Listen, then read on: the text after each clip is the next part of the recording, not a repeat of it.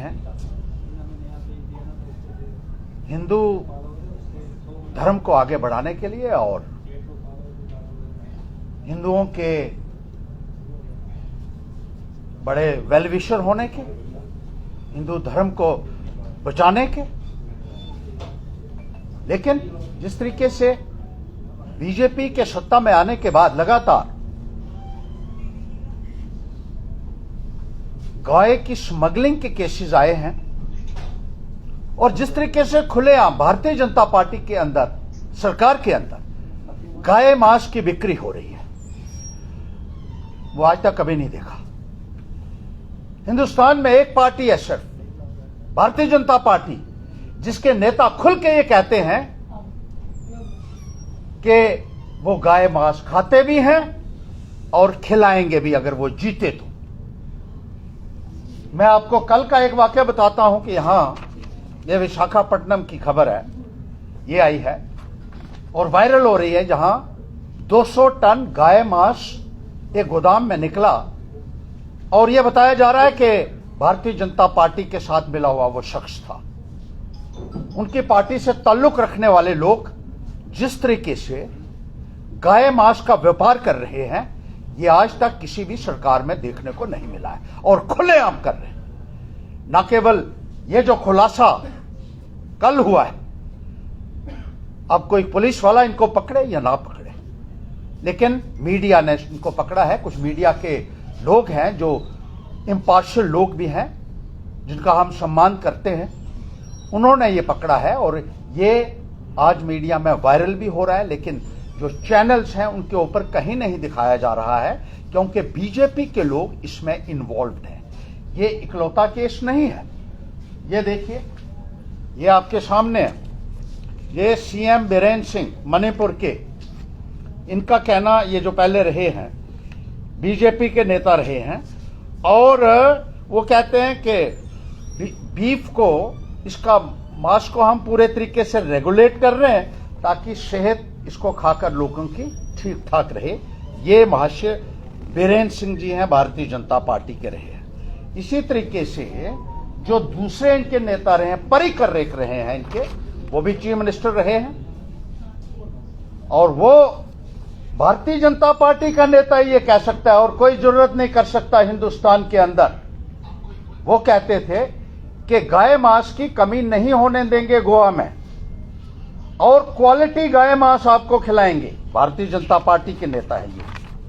इसके साथ ही साथ अब देख लीजिए, ये जो है भारतीय जनता पार्टी के बड़े और छोटे नेता इसमें सारे एक साथ हैं।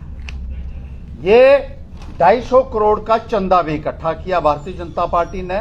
इलेक्शन से पहले भी ये बार बार खबर आई थी।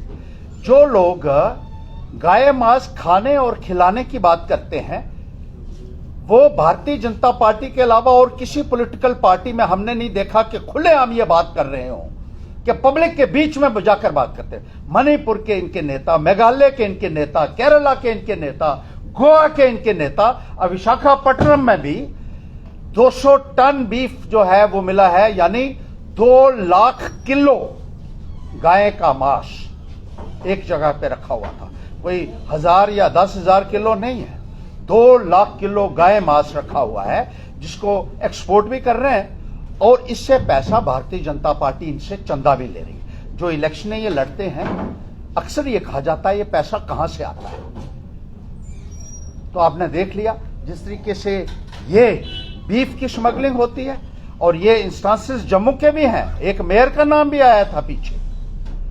उधमपुर में, चिनैनी में एक गौ तस्कर को पकड़ा गया, पीएसए उसके ऊपर लगाया गया और बीजेपी पूरी डीसी के पास पहुंच गई और उनके नाम भी मेरे पास हैं, जिन्होंने लिख के दिया है कि इस गौ तस्कर को आप छोड़ दीजिए, जो कश्मीर में गायें सप्लाई करता था। इसी तरीके से एक गौ तस्कर ने जब यह बयान दिया कि पुलिस के साथ मिलकर हम ये काम करते हैं, तो भारतीय जनता पार्टी के लोगों ने उधमपुर में पुलिस के हक में नारेबाजी शुरू कर दी थी। जिस तरीके से भारतीय जनता पार्टी का रवैया है, और जहां इनको वोट गाय को माता कहकर मिल सकता है वहां माता कह देते हैं, और जहां इनको वोट मिलता है, इसको मांस बनाकर, उसका मांस बनाकर ये लोग बेचते हैं और इससे कमाई करते हैं। मैं लोगों से भी कहना चाहता हूं कि जो पैसा इलेक्शन में भी बांटा जाता है, ये पैसा किसी को हजम नहीं होगा। ये कहां से पैसा आया आप अच्छे तरीके से अंदाजा लगा सकते हैं। और ड्रग्स का धंधा, शराब का धंधा खुलेआम भारतीय जनता पार्टी के राज में हो रहा है। गौ तस्करी हो रही, शराब का धंधा। हमने शराब के लोगों को भी जब पकड़ा था, अभी तक उनके ऊपर कार्रवाई नहीं हुई है, क्योंकि संरक्षण उनको भारतीय जनता पार्टी। कल 4 लोगों को ड्रग्स के साथ पकड़ा गया, जो बीजेपी के लोग थे, जिनके फोटो इलेक्शन में बीजेपी के कैंडिडेट के साथ नगरोटा में अक्सर वायरल हो रहे थे। वो ड्रग्स के साथ पकड़े गए हैं 4 लोग। ये ड्रग्स का पैसा, ये गौ मांस का पैसा और ये शराब का पैसा, ये तबाह कर देगा न केवल भारतीय जनता पार्टी को, बल्कि जो लोग इनसे पैसा ले रहे हैं और इलेक्शन में जो बड़े बड़े झंडे भी इनके बनते हैं। तो आप समझदार लोग हैं, मुझे ज्यादा कहने की जरूरत नहीं है, लेकिन जिस तरीके से ये व्यापार किया जा रहा है, इसके लिए भारतीय जनता पार्टी के नेताओं को, देश के अवाम को और हिंदू लोगों को खास तौर पर, जिनको आज तक वो गुमराह करके अपना जो है मकसद हल करते रहे हैं, इन भारतीय जनता पार्टी के नेताओं को बेनकाब करेगी पैंथर्स इंडिया। और जो गौ को यहां माता कहते हैं और दूसरी जगह जाकर गौ को मांस बनाकर बेचते हैं, ऐसे नेताओं के मुंह काले करने चाहिए पब्लिक द्वारा और सख्त से सख्त इनको सजा मिलनी चाहिए। ऊपर तो मिलेगी ही, लेकिन यहां भी मैं कहना चाहता हूं कि अब वक्त आ गया है कि लोग जागृत हो जाइए और ऐसे नेताओं को इनका असली चेहरा देखिए। और जब पहचान पूरी हो जाएगी तो मुझे पूरा यकीन है कि कोई आदमी भारतीय जनता पार्टी के पीछे नहीं चलेगा, ये मेरा विश्वास है। हरदेव जी, सवाल है जो आपने पत्रकार वार्ता आज की है, इसमें आप बीजेपी को पूरा इन्वॉल्व करें, क्या लग रहा है भाजपा जम्मू कश्मीर में ड्रग्स का कारोबार भी भाजपा चला रही है?